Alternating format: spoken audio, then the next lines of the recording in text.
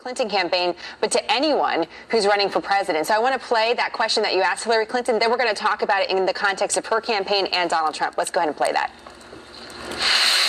Madam Secretary, Ed O'Keefe of the Washington Post, thank you for being here. And I think on behalf of all of us, we encourage you to do this more often with reporters across the country. Especially those news organizations that travel the country with you everywhere you go. A majority of voters consistently say, frankly, they don't like you and they don't trust you. And they say pretty much the same thing about Donald Trump. Either you or Mr. Trump will be elected president. How would you lead a nation where a majority of Americans mistrust you? And what extra responsibility might you have to show that you're up to the task?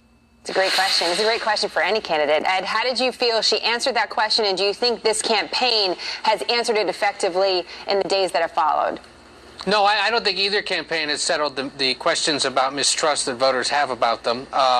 And that's just simply because a lot of those opinions are baked in, and both of them continue to do or say things that sow that mistrust or those concerns about how they would comport themselves as president. She gave an interesting point that, look, you know, when she is in a position, whether it was New York Senator or Secretary of State, she enjoys high favorability ratings, usually in the 60s, which is true. It's when she runs for something that suddenly her approval ratings begin to plummet, and she said in part that that's because her opponents start to attack her relentlessly. But then why is it that then, as soon as she gets elected into a position, her numbers turn around? That's an interesting and a fair point. As to taking questions, look, she does interviews with local television. She does some newspaper interviews. What she doesn't do is hold press conferences like Donald Trump has done. What she doesn't do is talk as often to the traveling press corps that follows her. And the reason I made that point was, look, Fox, the Washington Post, the Washington Examiner, and others travel the country, spend millions of dollars to follow her around, not because, you know, it's a feather in our cap, but because we feel we have an obligation to be covering someone who could become commander-in-chief, as we do with the Trump campaign.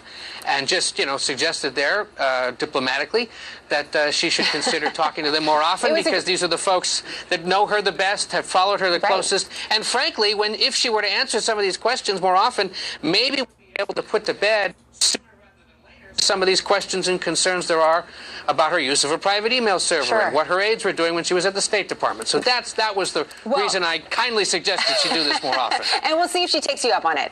So far we haven't seen it, but we'll see it. It was a good point for any journalist out there, Ed, to make. David, we look forward to your question for Hillary Clinton, because I'm hoping that you'll get one in one day too. You and me both. And we'll play that as well. But you know, there's as Ed just painted to us, a difference in access. You know, Trump has made some missteps, according to many of his critics over the last weeks, but he's very accessible. And so I'm curious what you think about how he's answering that fundamental question, too, about whether or not someone... 72 hours. Driver had even made a martyr. He was on his way to carry out the attack when Canadian police met with him. He was killed after detonating an explosive device in the back of a taxi cab as police shot at him. Could have been a lot worse. Wow. In the meantime, we're going to take you over to Thailand, where police are questioning two men in connection with a wave of deadly bombings across that country.